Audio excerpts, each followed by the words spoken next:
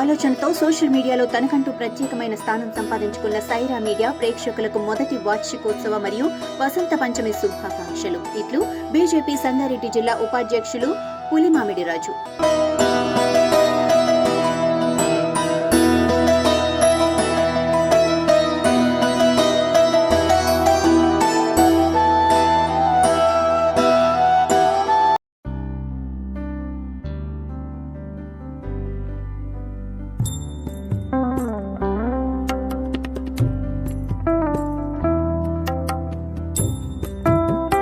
స్వయంభూగా వెలిసిన ఆ విఘ్నేశ్వరుడికి ఎన్నో మహిమలున్నాయి. వెలిసినప్పుడు అడుగున్నర ఉన్న లంబోదరుడు రోజు రోజుకు పెరుగుతూ 5.5 అడుగులకు చేరుకున్నాడు.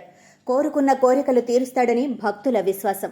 అందుకే స్థానికులే కాకుండా పక్క రాష్ట్రాల ప్రజలు కూడా విఘ్నేశ్వరుని దర్శించుకొని కోరికలు తీర్చుకుంటారు.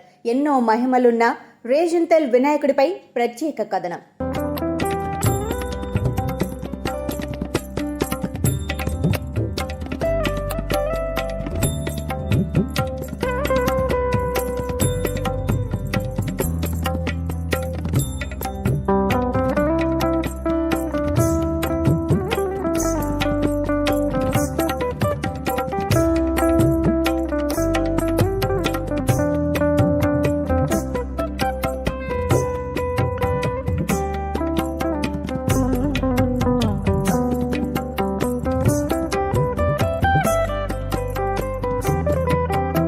సంగారెడ్డి జిల్లా నాల్కల్ మండలం రేజింతల్లో ఉన్న శ్రీ సిద్ధి వినాయక దేవాలయం పురాతనమైన దేవాలయం.